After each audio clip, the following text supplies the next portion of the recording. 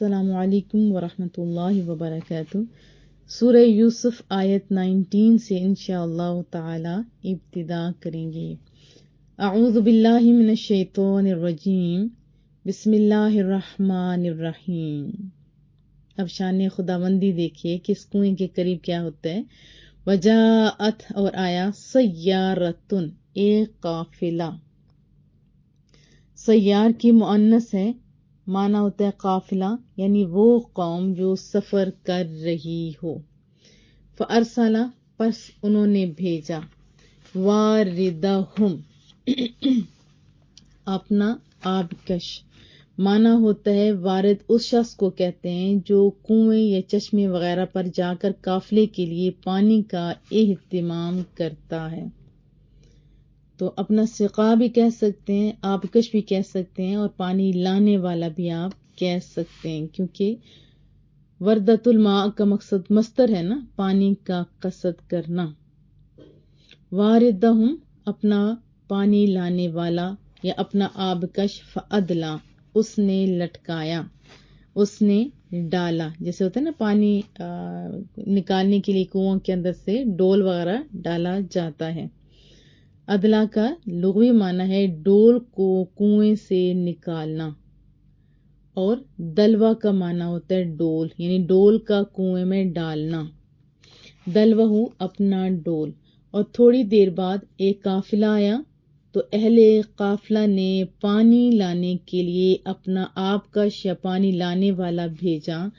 قال وہ پکار اٹھا، یا بشرا اے خوشخبری، بشرا بشارت کو کہتے ہیں، خوشخبری۔ ہاذا یہ غلام، یہ بچہ، یا کنویں کے اندر سے تو بچہ نہیں نکلتا، پانی نکلتا ہے، لیکن یہاں پہ تو بالکل چینج ہو گیا۔ حضرت یوسف علیہ السلام کو نکالنے کا رب کریم نے بندوبست فرما دیا۔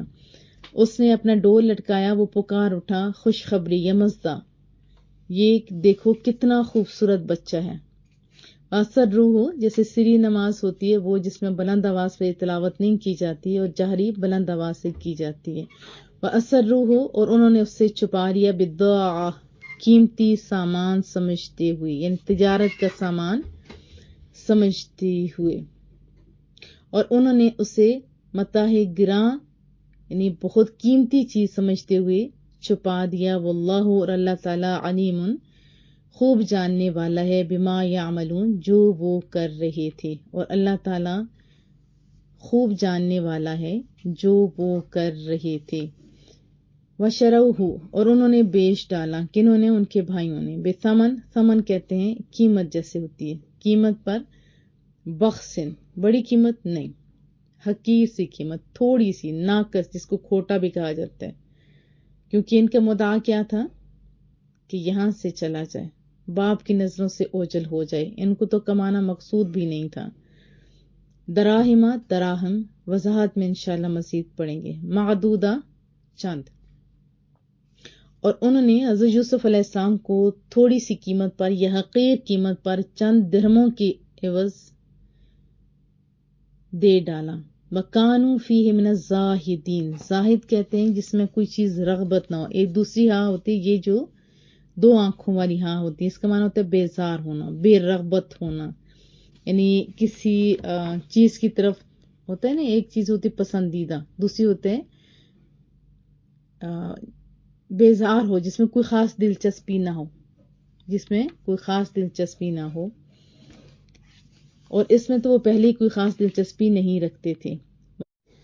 وقال اور کہا، الذی وہ جس نے اشترا خریدا ہو اس سے، یعنی حضرت یوسف علیہ السلام کو جس شخص نے خریدا، من مصر مصر میں، مصر کے جس شخص نے حضرت یوسف علیہ السلام کو خریدا اس سے لوگ عزیز مصر کہتے ہیں، آپ جانتے ہیں، اور اس کا نام قطفیر ہے۔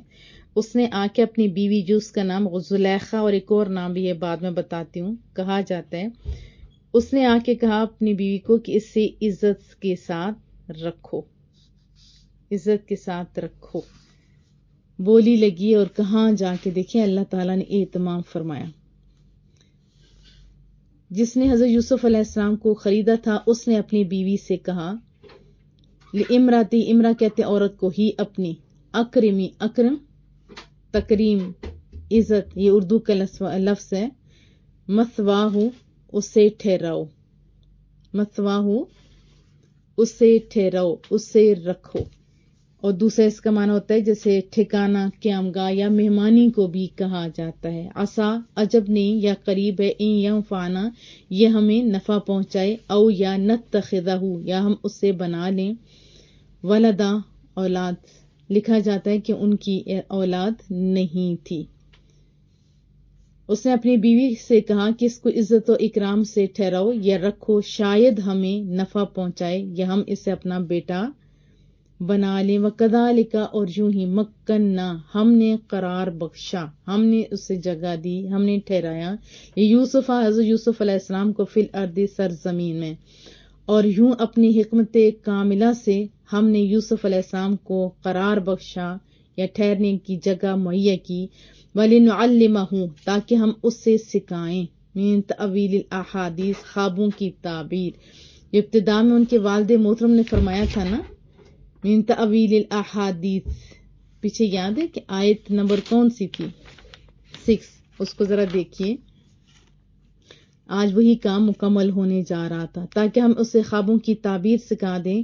واللہ غالب اور اللہ تعالیٰ غالب ہے، علی امرہ اپنے ہر کام پر، اور اللہ تعالیٰ اپنے ہر کام پر غالب ہے. ولیکن لیکن اکثر الناس لا یعلمون اکثر لوگ نہیں جانتے. اللہ کی حکمتوں کو کون سمجھ سکتا ہے؟ صرف خاص لوگ ہی سمجھ سکتے ہیں.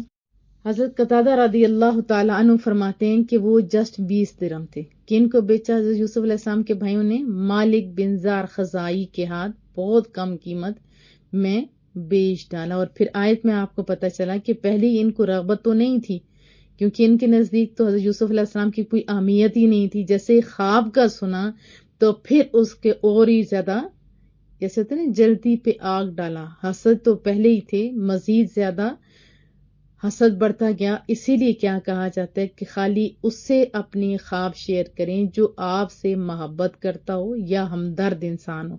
ہر ایک کے سامنے نہ اپنے ہاتھ دکھانے چاہیے، نہ اپنی باتیں، نہ اپنے خوابوں کا تذکرہ نہیں کرنا چاہیے. ایک بات ہمیں یہ پتہ چلی. دوسرا، اب مختلف روایات ہیں، نچوڑ یہی ہے کہ جب انہوں نے کنویں میں ڈالا، اس کے اراؤنڈ گراؤنڈ ہی وہ لوگ بکریاں چرایا کرتے تھے تو دیکھتے رہتے تھے اس کے اندر. اسپیشلی اس بھائی کا تذکرہ ہے جس نے کہا تھا کہ اس کو ماریے گا نہیں. اہتمام تو رب کریم ہی کر رہا تھا. بہرحال جب وہ دیکھتے ہیں کہ کنویں کے اندر نہیں ہے، پھر ان کے ذہن میں آیا کہ ابھی کوئی تازے نشانات بھی تھے نا قافلے کے، جہاں پڑاؤ کیا جاتا ہے وہاں نشانات تو ہوتے ہیں. دوڑے، اب دوڑے ان تک پہنچ گئے. وہ بھی چھپا کے بیٹھے تھے کیونکہ ان کے ہاتھوں قیمتی خزانہ تھا. اب ان بھائیوں نے کیا کہا کہ یہ ہمارا غلام ہے، یہ ہمارا غلام ہے جو گھر سے بھاگ آیا ہے. اس 13 سالہ بچے کے دل پہ کیا گزری ہوگی جو گھر سے بھاگ آیا ہے. اور انہیں پھر بیچ ڈالا اس بندے کے ہاتھوں جس کا میں نے نام بتایا، مالک بن زار خزائی کے ہاتھوں بیچ ڈالا. اور کہا کہ اس کو دور لے جائیں کیونکہ ان کا مدعا پیسے لینا تو تھا ہی کوئی نہیں، صرف باپ کی نظروں سے دور کرنا مقصد تھا نا. یہی قرآن کریم بیان کر رہے کہ انہیں تو پہلے رغبت تھی ہی نہیں. پھر حضرت یوسف علیہ السلام کو مصر میں لایا جاتا ہے. دیکھیں منڈی لگی ہوگی، کتنے خریدار آئے ہوں گے، لیکن سب سے جو امیر شخص تھا، جو مصر کا وزیر اعظم جیسے ٹائپ ہوتا ہے نا، عزیز مصر جس کو کہا جاتا ہے، اس کا نام بھی لکھا گیا ہے کہ مصر کے بادشاہ ریان بن ولید بن نزدان عمیل کی تھا. اور اس نے اپنے جو سلطنت تھی نا اس میں قطفیر مصری کے ہاتھ میں دے رکھی تھی، یعنی وہ خزانوں کا مالک تھا جس کو عزیز مصر کہتے ہیں. اور وہ بادشاہ کا وزیر اعظم جیسے ہوتے وہ کہا جاتا ہے. بہرحال یہ استغفر اللہ تعالی بولی لگتی ہے. اور سب سے زیادہ انہوں نے پیسے دیے تھے، سونے کے برابر، سونے چاندی اور ہر چیز بہت قیمتی دی تھی. اور پھر یہ لے گئے. کیسے اللہ نے اہتمام کیا. اور اتنی زیادہ قیمت کے سامنے کوئی بندہ بول سکتا ہے؟ نہیں، کوئی بھی نہیں بول سکتا. تو اس طرح عزیز مصر اپنے گھر قطفیر جو ہیں وہ لے آتے ہیں اپنی بیوی زلیخا. اب 2 روایات ملتے ہیں، ایک کا راعیل عین کے ساتھ، ہا کے ساتھ نہیں، راحیل ایک کہا جاتا ہے، نہیں راعیل، اور دوسرا زلیخا. اور ہمارے ہاں زیادہ تر زلیخا کے نام سے مشہور ہے. حضرت یوسف علیہ السلام کے بارے میں بتایا گیا کہ دیکھیں اس کی عزت سے گھر میں رکھنا ہے، اس کے لباس ہر چیز کا خیال رکھنا ہے. اب یہ اللہ تدبیریں کر رہا تھا. اور اس کتفیر نے کیا کہا، چہرے سے دیکھ کے بچپن سے ہی پتہ چل جاتا ہے کہ ہو سکتا ہے یہ بڑے ہو کے ہمارے کام آئے. اور یہ بھی لکھا جاتا ہے کہ اس کی اپنی اولاد نہیں تھی.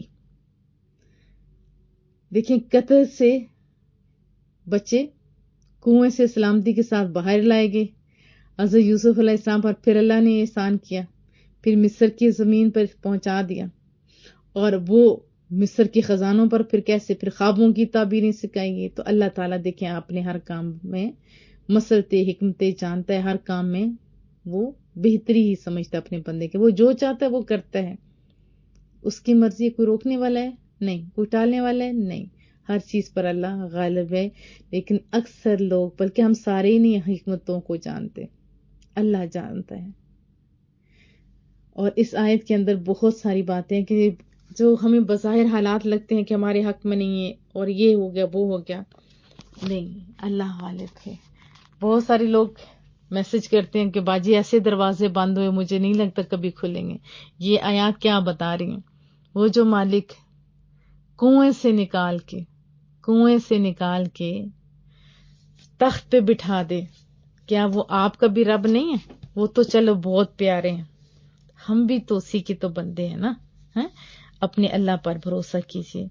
وہ جب چاہے جس طرح چاہے اپنے بندوں کو جس حال میں رکھے، کس طرح ترقیاں دے، یہ اس کی اپنی شان ہے. اور اس ملک میں جا کے اللہ نے عزت دی جہاں کوئی نہیں جانتا تھا کہ یہ حضرت یعقوب کے بیٹے ہیں، بلکہ وہاں تو ایک غلام تھے زنجیروں میں جکڑے ہوئے، بیچنے والے وہاں تھے. وہاں بلکہ سگے بھائیوں نے بولا تھا یہ ہمارا بھگوڑا غلام ہے. اور غلاموں کو منڈی میں اس طرح لے جانا، یہ ساری حکمتیں دیکھیں تو سے پھر یکدم سارا کچھ کیسے چینج ہوتا ہے.